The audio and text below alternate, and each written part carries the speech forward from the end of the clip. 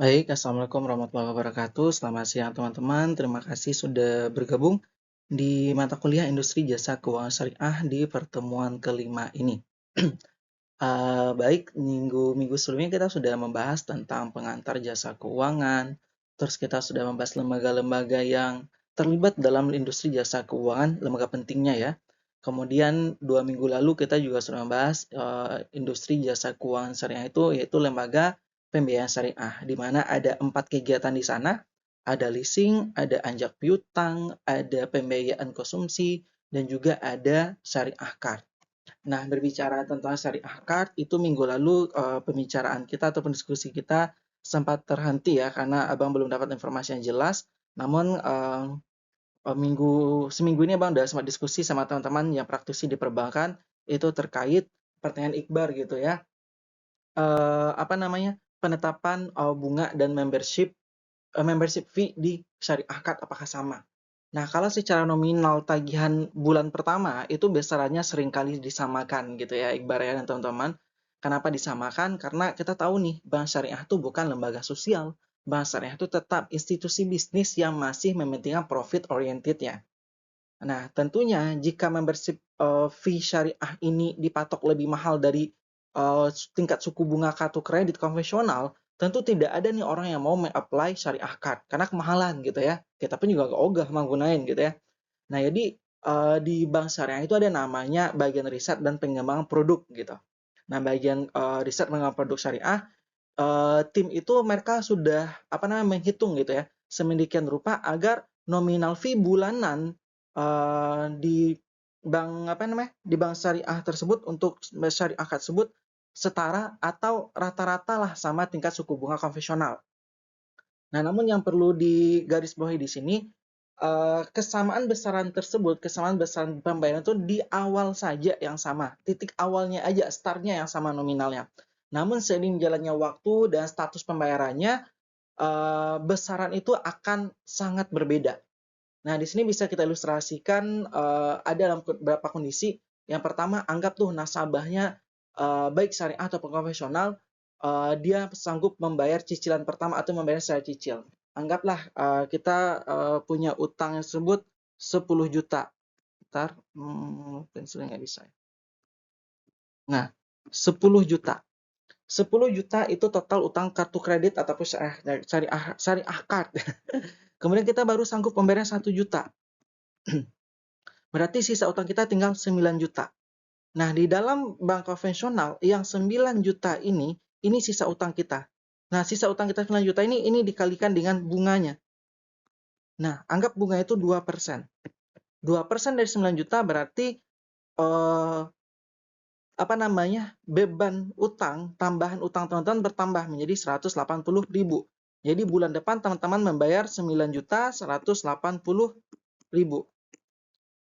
Ini kalau teman membayarnya mencicilnya baru 1 juta. Kalau teman-teman menyicilnya 2 juta, berarti tinggal sisa utang 8 juta, berarti 8 juta kali 2%. Nah, jadi bulan depannya kita membayar 9.180.000. Berbeda dengan bank syariah. Anggap kalau bank syariah tersebut, teman-teman masih tetap punya utang 9 juta. Ntar, kita hapus dulu ya. Tetap punya utang 9 juta. Oke. Kita kasih warna hijau aja deh, 9 juta gitu ya. 9 juta. Nah, 9 juta ini teman-teman dikenakan biaya membership fee-nya itu anggap 50.000 aja gitu ya.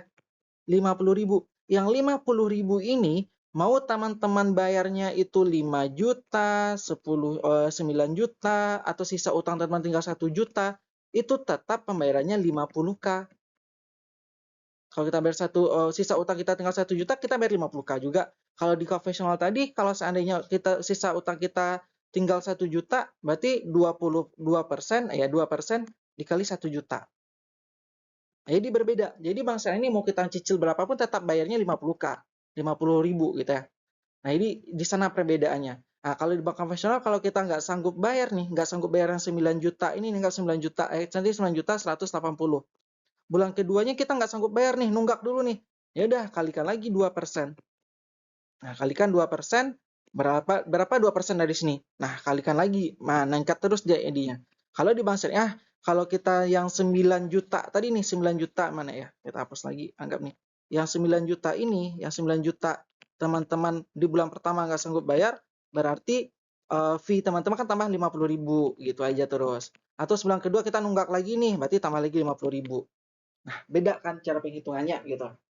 Nah, itu kalau seandainya kita membayarnya secara kredit ataupun secara utang tadi. Nah, bagaimana kasusnya kalau seandainya kita membayarnya langsung secara full ataupun penuh gitu ya, nggak ada utang kita gitu. Nah, ini akan sangat berbeda. Kenapa sangat berbeda? Gini, kalau di bank konvensional, kalau kita punya utang 10 juta, nah, warnanya nggak bagus yang hijau, kalau yang konvensional merah aja kasih. Anggap 10 juta, terus teman-teman mampu bayar nih di bulan pertama langsung lunas 10 juta. Langsung lunas 10 juta. Maka teman-teman tidak akan kena bunga. Nggak ada bunga 2% tadi itu nggak ada. Nggak ada bunga 2%. Kalau di bank syariah, teman-teman utang 10 juta. Terus teman-teman bayar juga 10 juta di bulan pertama. Yang fee-nya 50K ini tetap ada, nggak hilang. Karena kita menyewa kan fasilitasnya, berarti kartu kreditnya ijarah. Namun, supaya orang nggak berpindah gitu ya, supaya hari nasabah sudah bayar, secara prakteknya bank syariah memberikan yang namanya diskon. Diskon alias digratiskan, jadi free juga. Oke, paham ya teman-teman ya terkait penetapan tingkat suku bunga dan membership fee pada bank syariah ataupun pada kartu kredit dan syariah card. Baik, sekarang kita lanjut pada materi kita yang pada hari ini, yaitu kita akan berbicara ataupun diskusi tentang lembaga penjaminan syariah. Kalau bicara tentang penjaminan berarti ada sesuatu yang dijaminkan atau ada sesuatu yang menjamin sesuatu atau ada seseorang yang menjamin ataupun melindungi seseorang. Ya karena jamin ya, gue jamin lu selamat, berarti secara langsung kita sudah mengatakan kita akan nanggung dia buat selamat gitu ya. Gue jamin utang lu gitu ya. Berarti secara langsung kita akan menjamin bahwasanya kalau dia nggak sanggup bayar utang, kita yang akan membayar utangnya. Nah, kurang lebih kayak gitu konsep sederhana lembaga penjaminan syariah gitu ya. Sekarang kita lihat kepada definisinya. Nah, teman-teman sekalian, kalau kita berbicara tentang lembaga penjaminan syariah ataupun konvensional ya, mari kita ilustrasikan untuk kita bayangkan sebuah jembatan. Nah, ada di suatu sungai, ya kayak dongeng ya. Itu di satu sungai ada pelaku UMKM yang lagi butuh modal. Nah, di sisi lain ada perbankan yang punya banyak dana, tapi dia takut nih buat ngambil risiko gitu ya. Takut ngambil risiko buat meminjamkan dananya ke UMKM. Nah, disinilah lembaga penjaminan itu berfungsi ataupun hadir sebagai jembatan yang menghubungkan antara bank syariah dengan UMKM. Di mana lembaga penjaminan ini akan meyakinkan pihak bank gitu ya. Kayak ini seolah ngomong, bang katanya, bang gitu ya. Berikan aja deh modalnya pinjaman kepada UMKM itu gitu ya. Nanti jika ada masalah, gua yang ikut menanggung risikonya, gua yang bayarin gitu. Nah, dengan cara ini dunia usaha itu bisa bergerak dengan berdaya. Ya, jadi bisa teman bayangin ya, ada bank, ya kita kasih BN, sini ada UMKM. Bank ini dia takut minjamin duitnya, dia takut nih minjamin duit. UMKM butuh duit nih, makanya ada jembatan nih, kita perlu ada jembatan yang menghubungkannya, ada namanya lembaga penjamin, LP. Oke ya. Nah, kurang lebih kayak itu ilustrasinya. Jadi kalau kita lihat di definisinya sini, lembaga penjamin adalah lembaga ataupun institusi keuangan khusus yang didesain untuk mendorong kemandirian dan pemberdayaan di dunia usaha. Alurnya kayak gitu tadi. Fungsi utamanya berperan sebagai jembatan yang menghubungkan usaha mikro, nah kayak usaha mikro atau UMKM serta kooperasi dengan sumber pembiayaan formal perbankan. Nah, di mana tugasnya dia, lembaga penjamin ini menjamin pemenuhan kewajiban finansial ataupun menjamin utangnya gitu ya, sebagai penerima kredit pembiayaan dari bank. Jika terjadi risiko gagal bayar, lembaga penjamin ini, lembaga penjamin akan mengambil alih sebagai kewajiban tersebut sesuai dengan kesepakatan. Jadi kalau seandainya UMKM ini nggak bayar, maka lembaga penjamin ini akan membayarnya. Gimana itu ya? Kalau seandainya nasabahnya kabur, lah piye gitu. Ini akan kita bahas ya. Next slide. Nah, jadi di sini teman-teman, kalau kita lihat adanya lembaga penjaminan ini itu adalah solusi untuk usaha visible namun belum bankable. Nah, usaha visible itu kan kita udah bahas tuh di studi rekan bisnis. Usahanya tersebut memiliki prospek bisnis yang cerah, produknya laku di pasaran, arus kasnya lancar gitu ya. Dan sebenarnya tuh dia mampu untuk memperoleh cicilan pinjaman gitu ya. Namun masalah itu belum bankable, belum memenuhi syarat bank. Karena bank itu kan syaratnya ribet ya, sangat ribet gitu ya. Nah, di mana UMKM ini untuk tersebut gagal memenuhi syarat administrasi perbankan yang kaku. Biasanya disebut tidak memiliki aset fisik yang akan digadaikan. Ya, karena kalau kita di bank itu kan kita kalau kita minjam itu ada yang digadaikan gitu ya. Gadaikan SK, gadaikan sertifikat rumah atau sebagainya atau bangunan, nggak ada agunannya gitu. Karena UMKM ini nggak ada agunannya, makanya di sini hadirlah lembaga penjaminan tadi. Jadi lembaga penjaminan ini yang akan menjaminnya gitu, supaya UMKM bisa dapat pinjaman gitu. Nah, dia hadir untuk menutupi kekurangan agunan ini. Karena UMKM nggak ada agunan, maka yang menjadi agunan itu adalah jaminan dari lembaga penjamin itu tadi. Nah, sehingga UMKM ini bisa dapat pinjaman dari bank. Bisa diikuti? Oke. Nah, nih udah Bang Yasin tadi sebagai penjamin. Jadi dia tuh perannya penjamin ini sebagai lembaga penjamin yang menyuntikkan kepercayaan, yang meyakinkan pihak bank gitu ya, trust. Dengan adanya sertifikat penjaminan dari lembaga ini gitu ya, status UMKM yang awalnya visible bisa menjadi bankable di mata perbankan sehingga kreditnya dapat segera dicairkan. Jadi sangat penting ternyata lembaga penjaminan ini. Nah, itu lembaga penjaminan secara konvensional. Secara syariah apa gitu ya? Ternyata dalam syariah lembaga penjaminan ini karena penjaminan dalam bentuk orang ya. Kalau dalam bentuk barang itu namanya rahan, agunan gitu ya, gadai gitu ya. Tetapi kalau penjaminan dalam bentuk orang gitu ya, kayak abang menjamin utangnya Iqbal, utangnya Fadil itu bisa, itu Islam dalam Islam itu namanya kafalah. Nah, jadi karakteristik utama kafalah itu sendiri sebuah skema penjaminan antara para pihak yang seluruh proses dan akadnya dilandasi oleh prinsip syariah. Karena syariah harus ada syariahnya ya. Nah, objek yang dijaminkan dapat berupa seluruh atau sebagian dari utang yang ditimbulkan dari sebuah transaksi syariah, misal pembiayaan murabahah, mudarabah, atau syariah atau kewajiban lainnya yang dapat dijaminkan secara syariah. Jadi kalau pembiayaan syariah harus kalau penjaminan syariah berarti pembiayaannya harus pembiayaan syariah. Nggak bisa teman-teman kredit di bank nagari konvensional terus ngajukan penjaminan ke bank syariah. Nggak mau dia, dia harus yang syariah juga gitu. Nah, kita nggak boleh wala tabisul haq wal bil batil ya. Kita tidak boleh mencampurkan yang hak dengan yang batil. Bisa ya dipahami? Kafalah udah di fikih muamalah udah cair nih sama teman-teman ya. Nah, kemudian mekanisme mekanisme tersebut adalah kafalah bil ujroh. Nah, tentunya kita bertanya, kalau seandainya lembaga penjaminan tersebut menjamin orang, dia dapat untung dari mana? Makanya ada namanya kafalah bil ujroh. Ujroh itu upah ya. Sama kayak wakalah bil ujroh berarti wakalah dengan upah. Ini kalau kafalah bil ujroh berarti penjaminan dengan upah. Nah, upah ini ataupun pendapatan jasa atau fee itu perusahaan penjaminan syariah akan mendapatkan imbal jasa berupa fee gitu ya atas penggunaan fasilitas penjaminan. Jadi bisa sebut bank lembaga penjamin udah menjaminkan nama baiknya misalkan. Tentu nggak mau dong dia cuma-cuma aja yang namanya dia juga profit oriented. Jadi dia dapat ujroh di sini upah karena sudah berusaha gitu ya, udah meluangkan jasanya gitu. Kemudian transparansi akad, jadi besaran fee-nya ini, besaran ujrohnya ini, itu harus ditetapkan secara transparan di awal akad, tidak bisa di tengah akad. Apa yang kita sepakati di awal akad, itu yang harus kita sepakati gitu.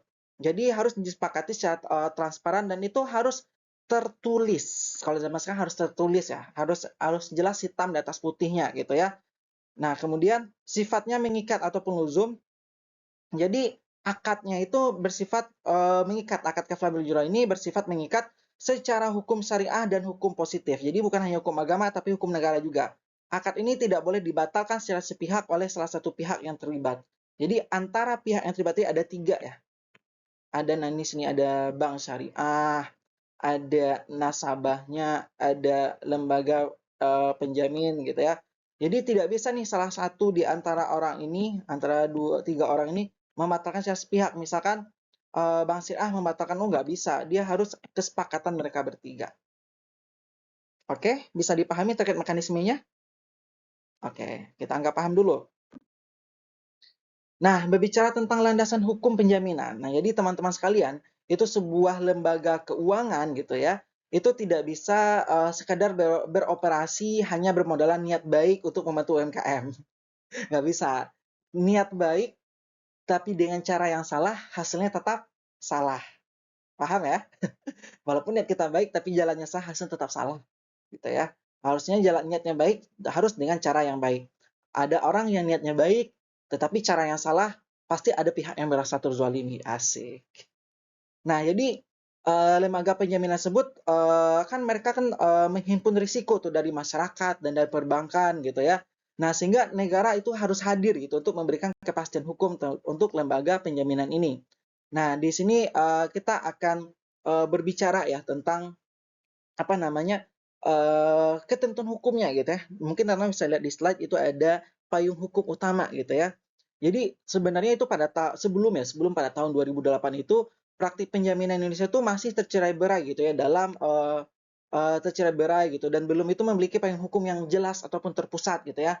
Nah, barulah pada tahun 2008 itu pemerintah Indonesia mengeluarkan Perpres ya. Apa itu Perpres? Benar, peraturan presiden nomor 2 tahun 2008. 2008 itu presiden siapa ya? SBY ya? Nah, ini nih awal tonggak sejarah penting ya teman-teman. Karena melalui Perpres inilah gitu ya, negara secara resmi itu memfasilitasi lahirnya lembaga penjaminan untuk menyelamatkan sektor real gitu ya. Namun Perpres ini secara hierarki hukumnya dirasa belum cukup kuat gitu ya untuk melindungi industri yang mengelola triliunan rupiah ya. Karena yang dijaminkan utang orang nggak dikit, banyak gitu ya.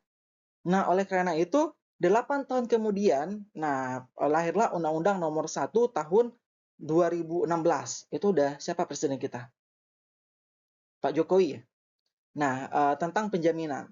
Nah, hadirnya undang-undang ini itu itu kayak sebuah kemenangan besar kayak angin segar gitu ya. Khususnya bagi ekosistem ekonomi Islam. Nah, kenapa gitu ya? Karena untuk pertama kalinya operasional penjaminan syariah gitu ya ataupun kafalah diakui, diatur secara resmi di dalam undang-undang gitu ya. Nah, undang-undang ini kalau kita ilustrasi, kalau kita ibarat itu ibarat sebuah pohon beringin yang sangat kuat gitu ya. Di mana undang-undang ini mengatur segala hal mulai dari syarat siapa yang boleh mendirikan lembaga penjaminan, bagaimana tata kelolanya, hingga sanksi pidana gitu ya jika terjadi penyelewengan dana.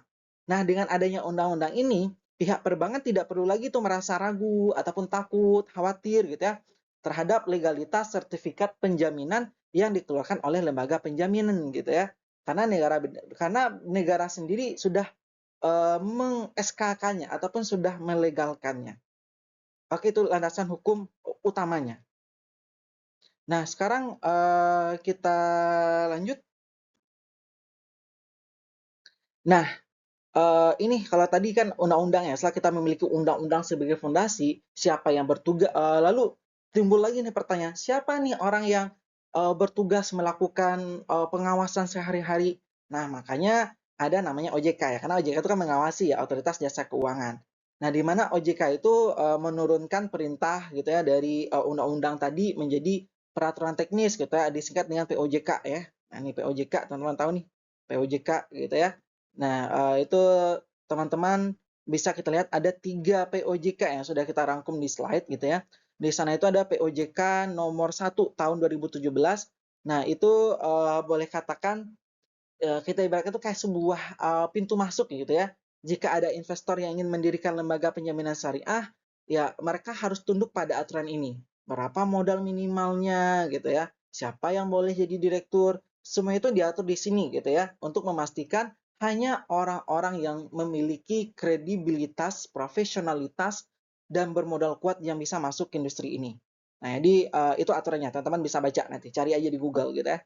Yang kedua itu ada yang namanya POJK nomor 2 ya. Nomor 2-nya kelanjutannya itu ini boleh katakan kayak manual book ya. Manual book ataupun buku panduan operasional ya. Jadi setelah lembaga berdiri, bagaimana cara mereka bekerja? How gitu ya. Jadi OJK menetapkan rambu-rambunya di sini gitu. Nah, berapa maksimal penjaminan yang boleh diberikan gitu ya agar tidak bangkrut gitu ya. Nah, bagaimana cara menilai kelayakan UMKM? Nah, makanya teman-teman kemarin belajar SKB gitu ya. Studi kelayakan bisnis hubungannya ke sini nanti bisa kalau teman-teman kerja di lembaga ini nanti. Di Padang ada kok, lembaga jaminan ini ada, yang syariah ada. Kebetulan teman Abang pernah kerja di sana dan gajinya cukup gede. Nah, di mana POJK ini memastikan lembaga tidak bertindak ceroboh dalam mengambil risiko gagal bayar. Dan yang ketiga itu ada POJK nomor 63 tahun 2016. Ini kayaknya mundur nih jadinya ya. Nggak apa-apa. Itu boleh katakan ini adalah aturan tentang pemeriksaan ataupun audit gitu temannya. Jadi saya sebut sebagai apa namanya hakim industri jasa keuangan itu OJK itu memiliki kewenangan penuh untuk datang langsung ke kantor lembaga penjaminan, membongkar laporannya, memeriksa apakah ada pelanggaran kan kita bahas tuh kerjanya OJK kemarin gitu ya. Nah, jika terbukti ada manajemen yang nakal ataupun ada yang melanggar, nah itu OJK bisa mencabut izin usahanya ataupun ya mempidanakan gitu ya. Dan satu hal lagi yang menarik nih teman-teman ya yang perlu kita perhatikan, ketiga aturan OJK ini adalah versi pembaruan yang menggantikan regulasi tahun 2014. Nah, ini menunjukkan bahwasanya landscape hukum, ekonomi, dan keuangan syariah kita itu sangat dinamis gitu ya. Selalu disempurnakan dan disempurnakan untuk merespon inovasi produk dan tantangan ekonomi global yang terus berubah. Oke ya.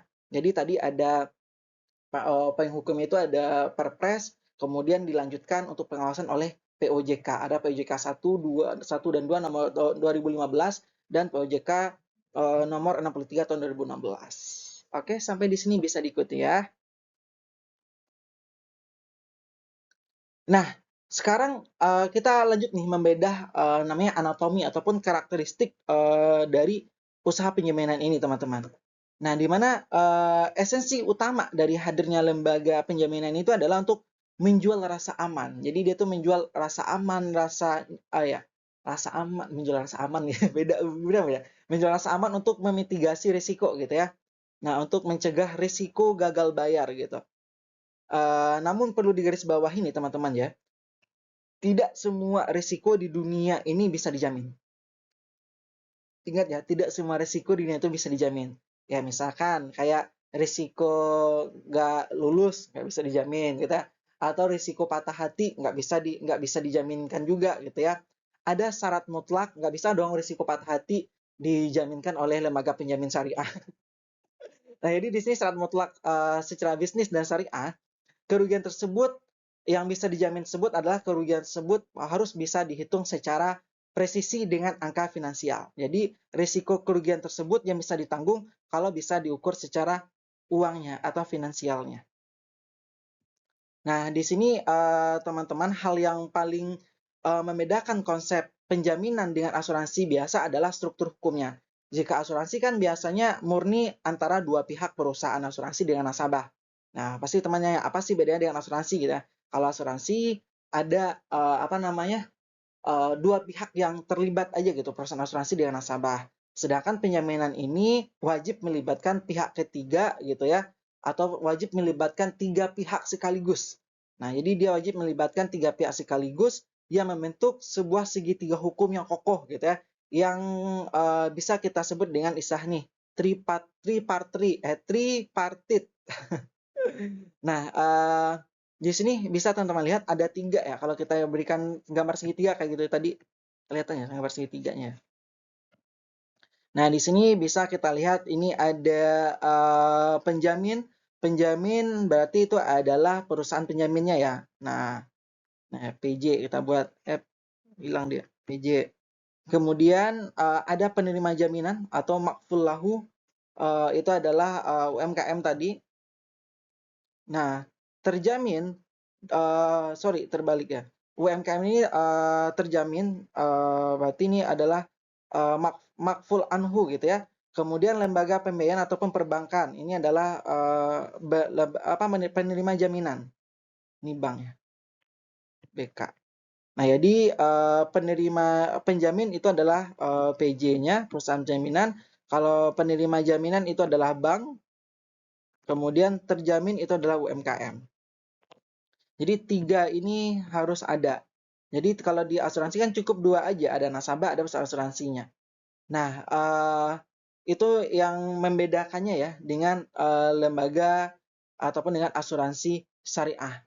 Nah, jadi tanpa kehadiran sang penjamin, tanpa kehadiran yang ini nih, nah untuk menanggung risiko gagal bayar, bank tidak akan berani mencairkan dananya. Tidak akan berani mencairkan dananya, dan tanpa kehadiran bank sebagai penyedia dana, UMKM tidak akan bisa berekspansi gitu ya. Nah, ketiga orang ini adalah satu kesatuan ekosistem yang tidak bisa dipisahkan dalam operasional penjaminan. Jadi, UMKM tidak akan bisa dapat dana kalau nggak ada bank. Bank tidak akan mau mencairkan dana kalau tidak ada penjaminannya. Jadi tiga orang ini mereka saling terhubung. Jadi UMKM dia butuh dana. Kalau dia butuh dana, dia butuh orang penjamin, makanya dia butuh penjamin. Nah, sedangkan bank syariah dia tidak akan bisa mencairkan dananya ke UMKM kalau tidak ada yang menjaminkannya. Jadi mereka saling terhubung gitu. Nah, kemudian kita lihat ruang lingkup usaha penjaminan. Nah, fokus utamanya itu berdasarkan regulasi penjaminan tahun 2008, ruang lingkup ataupun kegiatan inti usaha penjaminan itu difokuskan pada 3 sektor. Yang pertama, penjaminan sektor keuangan. Itu menjamin kredit, pembayaran, pinjaman gitu ya, yang disalurkan oleh perbankan atau lembaga keuangan resmi lainnya. Kemudian penjaminan sektor koperasi itu menjamin pinjaman yang disalurkan oleh koperasi simpan pinjam atau unit simpan pinjam kepada anggotanya. Nah, jadi koperasi itu juga bisa menggunakannya. Jadi kayak teman udah punya koperasi juga ya, selaku anggotanya abang punya koperasi Unan.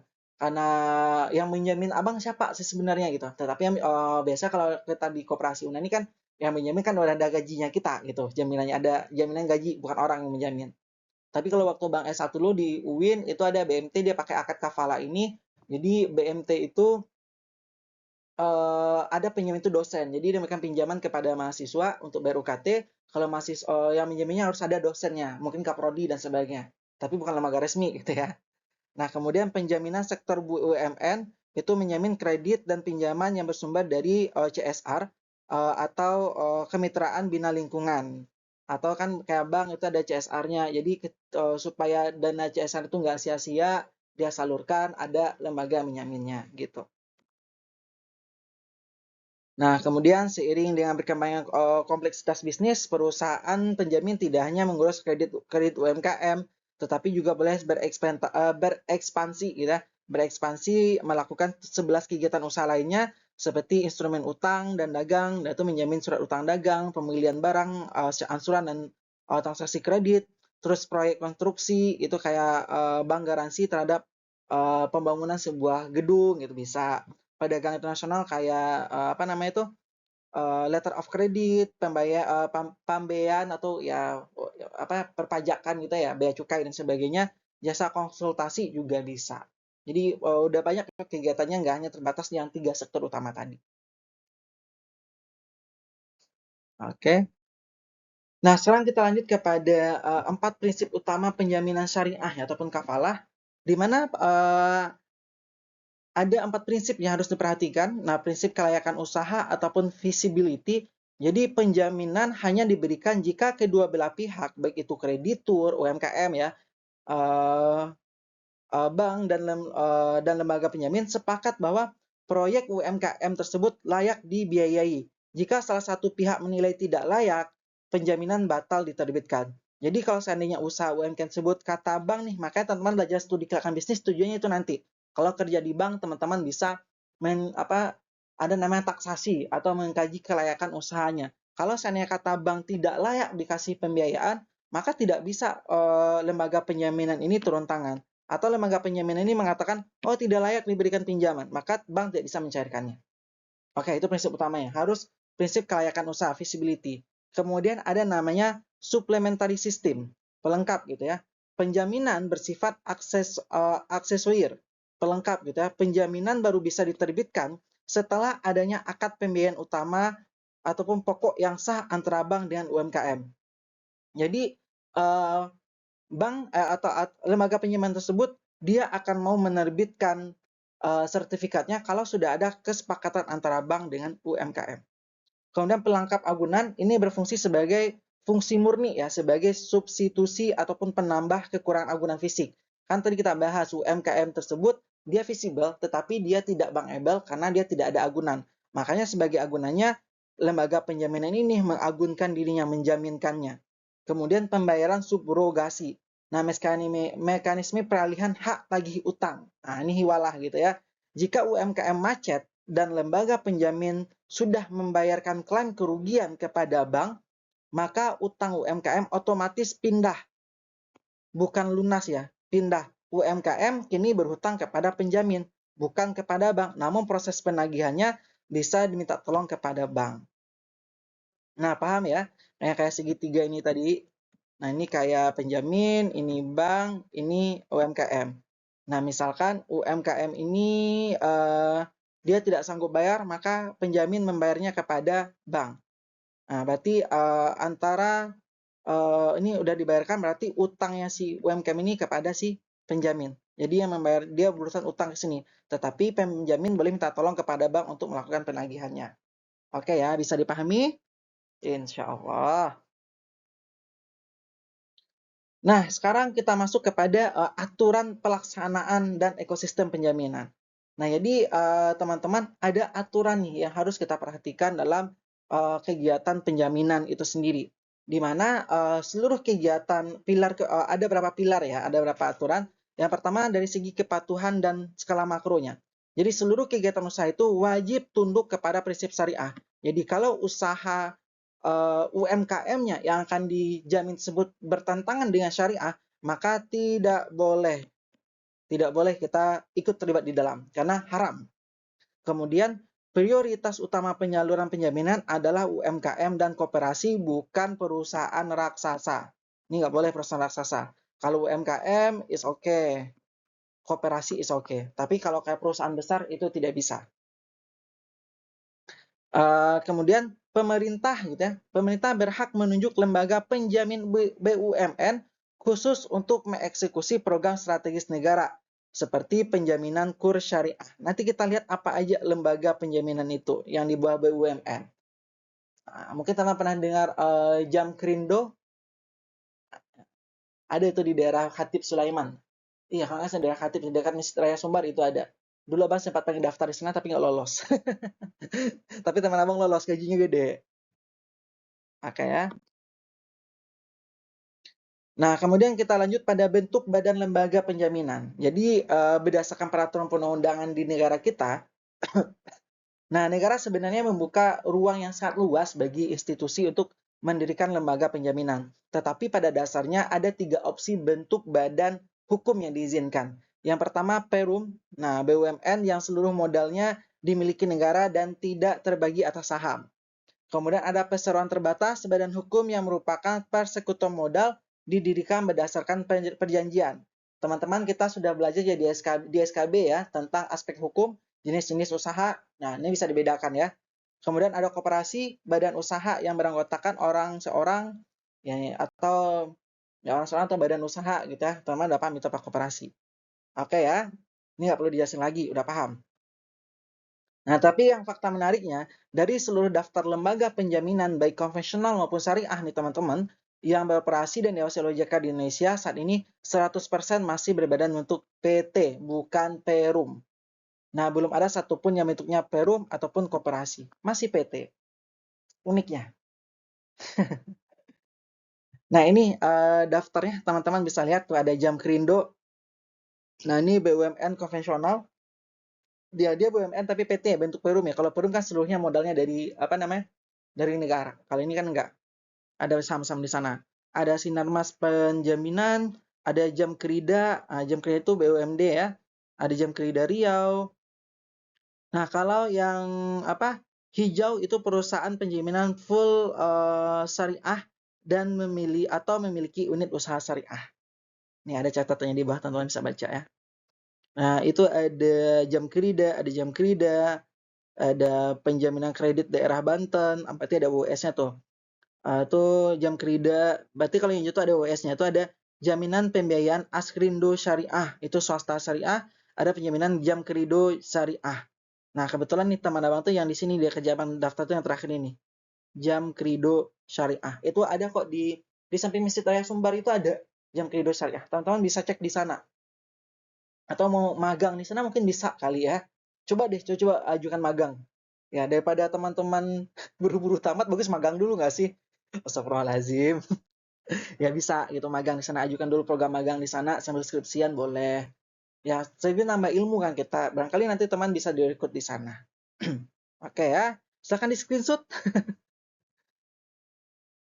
Nah, di sini teman-teman berdasarkan sistem operasionalnya gitu ya, syariah dan konvensional, itu dua lembaga penjaminan syariah full fledged gitu ya, beroperasi murni 100% gitu ya, menggunakan prinsip syariah itu PT Jamkrindo Syariah dan PT Askrindo Syariah.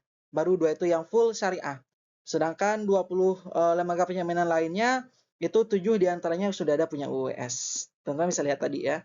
Kemudian berdasarkan struktur kepemilikan, satu perusahaan BUMN, kemudian 18 BUMD dan satu perusahaan swasta.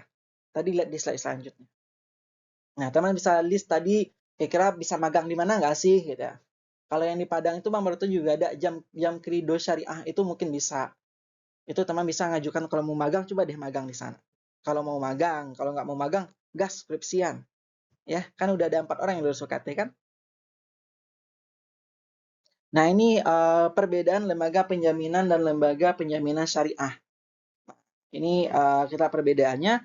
Kalau penjaminan atau yang konvensional kegiatannya pemberian jaminan oleh penjamin atas pemenuhan kewajiban finansial terjamin pada penerima jaminan. Ribet banget pengertiannya. Pokoknya itu dia memberikan jaminan terhadap seseorang gitu ya, terhadap UMKM. Kalau syariah itu dia memberikan jaminan akan prinsip syariah. Itu ya kok gampang memahaminya. Kemudian perusahaan penjamin bergerak berbadan hukum, sama dia sama berbadan hukum, tetapi kegiatan usahanya yang membedakan. Kalau di sini hanya melakukan penjaminan terhadap kegiatan yang sesuai dengan syariah. Sertifikat sama-sama memberikan sertifikat, kalau yang syariah itu sertifikat kafalah namanya. Sertifikat kafalah itu diterbitkan oleh yang syariahnya atau UUS-nya. Kemudian imbal jasa jaminan yang selanjutnya disingkat dengan istilah IJP adalah sejumlah uang yang diterima oleh perusahaan penjamin dari terjamin dalam rangka kegiatan penjamin, atau kalau di Islam atau saya namanya IJK atau imbal jasa kafalah. Jadi tetap sama-sama menggunakan akad ujroh ataupun upah. Tetapi yang membedakan di sini kalau konvensional tersebut dia bisa kegiatannya mau syariah mau halal bisa dijamin. Tetapi kalau syariah fokus kepada kegiatan syariahnya aja. Nah, di sini teman-teman menyambung tabel tadi, perbedaan ketersediaannya itu kita bisa bedah kepada 4 kelompok ya, ataupun 4 pilar di sini yang menjadi ruh dari lembaga penjaminan syariah itu sendiri. Nah, di sini teman-teman bisa lihat di layar ya. Di sana ada pilar pertama itu adalah fondasi ya.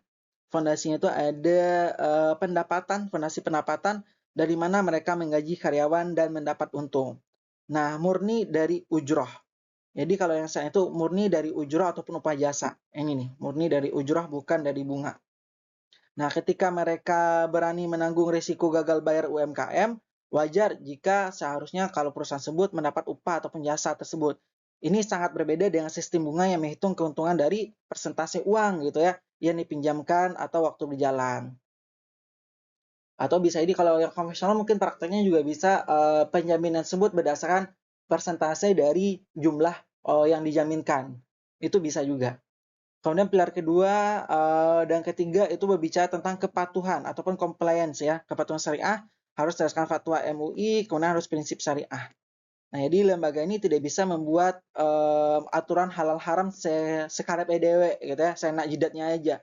Nah, mereka harus tunduk pada aturan dari DSN, terus prinsip syariah itu kayak ya pagar pembatas lah yang sangat ketat gitu ya. Artinya lembaga penjaminan syariah diharamkan tuh menjamin kredit untuk proyek yang melanggar syariah seperti peternakan BABI gitu ya, atau pabrik rokok, minuman keras gitu ya, perhotelan yang tidak syariah itu tidak boleh. Dan terakhir itu adalah pilar keempat itu soal legalitas negara atau penyelenggaraan jaminan. Legalitas negara, siapa yang boleh berjualan gitu ya, ataupun membuat produk penjaminan syariah ini. Nah, jadi undang-undang kita tegas tuh mengatakan bahwasanya produk ini eksklusif gitu ya, hanya boleh dikeluarkan oleh lembaga yang sudah memiliki izin syariah, mendedikasikan dirinya sebagai perusahaan penjaminan syariah penuh atau unit usaha syariah gitu ya. Jadi perusahaan konvensional tidak bisa tiba-tiba menawarkan produk syariah tanpa memiliki izin dari DSN ataupun DPS-nya. Jadi pokoknya semua lembaga keuangan itu ya IJKS itu sendiri teman-teman ya, Indonesia Jasa Keuangan itu pasti memiliki yang namanya DPS. Oke. Bisa diikuti sampai di sini? Insya Allah. Mulai aus nih. Nah, di sini teman-teman kita tiba nih di bagian inti nih dari ruh ekonomi Islamnya itu sendiri gitu ya. Nah, jika sebelumnya kita membahas tentang undang-undang dan lembaga gitu ya. Nah, sekarang itu kita akan membedah namanya filosofinya gitu ya. Nah, hebatnya di sini filosofi fikih muamalah ini tidak hanya tertulis di kitab-kitab turos ya, tapi juga sudah diadopsi oleh negara melalui POJK nomor 2 tahun 2017. Nah, di mana kita bisa membagi ada dua pilar ya sebenarnya terkait namanya prinsip dasar penjaminan syariah ini sendiri. Nah, di mana di sana ada pilar pertama dan nilai positif ataupun implementasi dari karakter syariah. Pilar kedua itu batasannya. Di mana pilar pertama itu ada keadilan, artinya lembaga penjamin tersebut tidak boleh memeras UMKM dengan tarif ujroh atau biaya penjaminan yang bercekik leher. Itu nggak boleh. Dia tuh harus mengutamakan ya keadilan. Oh, mentang-mentang orang butuh terus kita cekek sana hati kita peres. Nggak boleh gitu ya, apalagi dengan pengancaman. Kemudian amanah gitu ya. Artinya ketika bank menagih klaim karena UMKM-nya bangkrut, lembaga penjamin tidak boleh mencari-cari alasan untuk mengelak dari tanggung jawab membayarnya. Beda sama kayak asuransi kan, kayak asuransi konvensional terutama kalau ada nasabah ngeklaim 1001 alasan dikeluarkan. Nah, lalu ada yang namanya syumul ataupun universal itu teman-teman harus universal intinya tersebut penyebut tidak eksklusif hanya untuk orang muslim, siapapun apapun agamanya itu boleh dijamin usahanya asalkan usahanya itu halal. Nah, ini bukti bahwasanya agama kita itu ya rahmatan lil alamin, siapapun boleh kok gitu ya untuk melakukan kegiatan ataupun bertransaksi di ekonomi Islam gitu ya. Kalau keseimbangan ya harus seimbang dan untuk kemaslahatan itu udah sejalan gitu. Kemudian adalah batasan gitu ya, ada tuh batasan ataupun larangan gitu ya, terbebas dari unsur riba, ya maghrib lah gitu, riswah kayak suap dan sebagainya, zolim. Terus objek yang dijamin itu bukan objek untuk kegiatan maksiat gitu ya, bikin hotel untuk kegiatan yang aneh-aneh nggak boleh gitu ya, atau bikin bar, bikin klub nggak boleh. Nah, jadi di sini OJK dan ASN ini sangat melarang adanya pasal jebakan berskala kecil di dalam kontrak di sertifikat kafalah gitu teman-temannya yang membuat klaim tiba-tiba angus. Nah, semuanya harus transparan. Jadi tidak bisa tuh orang perusahaan penjamin syariah membuat akadnya tiba berubah jalan, nggak bisa, harus transparan. Nah, terus tidak boleh ada praktik suap menyuap ya, riswah ini kan praktik suap menyuap gitu ya. Yang itu ya laknatullah ala rasyul murtasi gitu. Dan itu juga seluruh prinsip dasar ini memastikan bahwasanya ekosistem penjaminan syariah itu tidak hanya sehat secara finansial, tapi juga membawa keberkahan secara spiritual. Nah, ini prinsipnya bisa kita kelompokkan, ada prinsip nilai positif, ada prinsip batasannya. Nilai positifnya ini, nilai batasannya ini. Sama aja sih kalau batasannya baik lembaga keuangan sama sih, kan nggak boleh kayak gini. Dan semuanya juga sama sih. Kalau kemarin di lembaga PMBN kan kita juga bahas keadilan gitu ya. Tapi penerapannya tuh beda-beda tiap lembaga gitu. Nah, kemudian akad penjaminannya gitu ya. Nah, tadi kita sudah bahas gitu ya. Akad penjamin itu adalah akad kafalah bil ujroh. Ya, ini tentu kita ada bertanya gitu ya, apa sih dasar hukum fikihnya lembaga penjaminan syariah itu sendiri gitu ya. Nah, jadi jawabannya itu adalah Fatwa DSN MUI nomor 74 tahun 2009 ini teman-teman. Fatwa ini mengunci bahwa bahwasanya itu akad yang dipakai adalah kafalah bil ujroh. Nah, ada 4 syarat yang harus diperhatikan untuk kafalah bil ujroh ini. Yang pertama, apa yang dijamin? Nah, yang dijamin itu adalah dain, utang gitu ya. Nah, tapi ingat nih, teman harus ingat ini dulu, bukan sembarang utang. Nah, utang yang harus lahir dari transaksi syariah.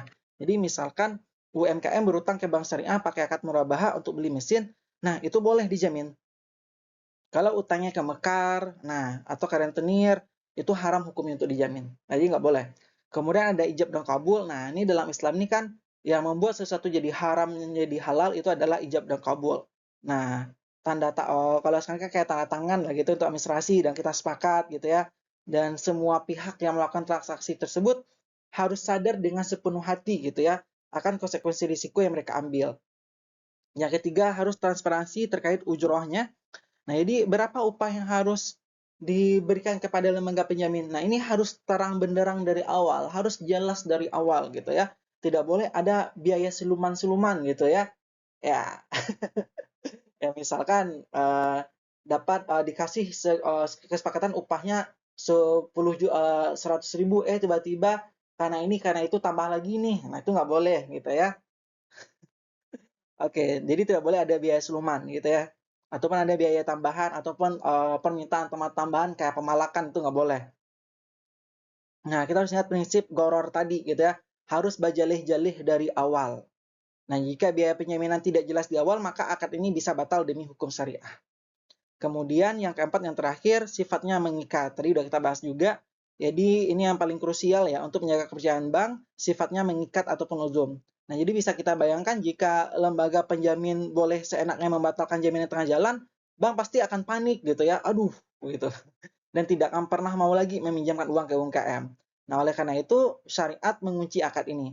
Sekali lembaga penjaminan berucap saya jamin, maka pantang bagi mereka itu untuk mundur gitu atau membatalkan jaminannya secara sepihak. Apapun yang terjadi pada bisnis UMKM tersebut, maka penjaminan tetap harus menjaminnya. Mau UMKM nanti bangkrut yang dijamin, ya risikonya dia kan gitu. Maka dia harus melakukan penagihannya nanti kepada bisnis tersebut. Nah, ini kita lihat prosesnya bagaimana. Nah, jadi teman-teman bisa kita lihat dalam gambar ini ya. Ini ya Bang, screenshot dari buku sih sebenarnya. Itu kita lihat pada panah nomor 1 ya. Mana panah nomor 1 di sini? Ini nasabah butuh modal. Nah, ini nasabah ini butuh modal. Kemudian dia datang kepada bank syariah atau lembaga keuangan non-bank lainnya. Nah, penerima jaminan dia kepada lembaga non-bank.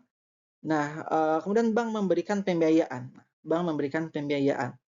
Ketika bank memberikan pembiayaan, di sini yang namanya pembiayaan bank, pasti bank butuh yang namanya pengaman. Bank butuh ada namanya jaminan.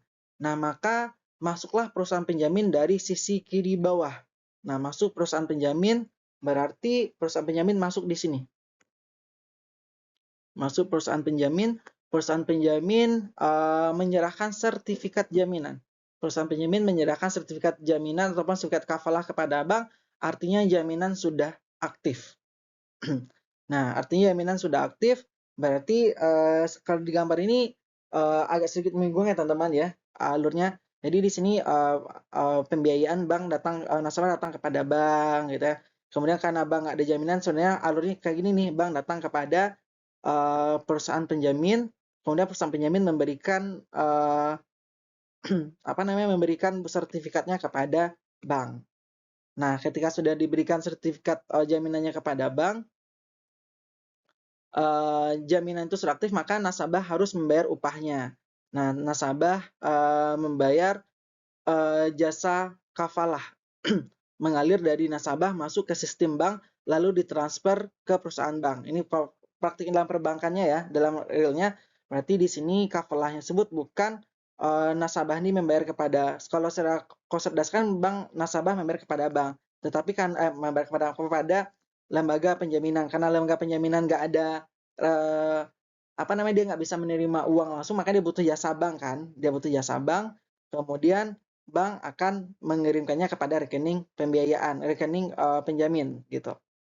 Nah, ditransfer dan jadi pendapatan sah bagi perusahaan penjaminan gitu ya. Nah, sekarang skenario terburuknya nasabah bangkrut dan angkat tangan, apa yang terjadi? Nah, jikalau seandainya nasabah bangkrut, kita lihat panah yang ketiga, perusahaan penjamin langsung turun tangan membayarkan uang ganti rugi kepada bank. Nah, kas bank selamat, tidak jadi kredit macet. Nah, lalu apakah nasabah bisa bebas begitu saja? Oh, tentu tidak, gitu ya. Nah, di sini ada namanya subrogasi tadi. Utang nasabah tidak lunas, hanya pindah, gitu ya. Hanya pindah nasabah sekarang berutang kepada perusahaan penjaminan. Nah, jadi siklusnya menunjukkan kayak gitulah siklusnya kurang lebih ya. Jadi di sini dia ya karena nanti dihitungnya kepada sini ya. Kenapa biaya kafalah tersebut dimasukkan ke sini kepada biaya penjaminan ya kepada bank, sorry. Imbalannya masuk kepada rekening bank, nanti rekening bank transfer kepada ke sini. Jadi sekalian nyicil dia sebenarnya nasabah ini gitu. Jadi nggak utangnya ada di bank itu ada 10 juta, kita nggak 10 juta.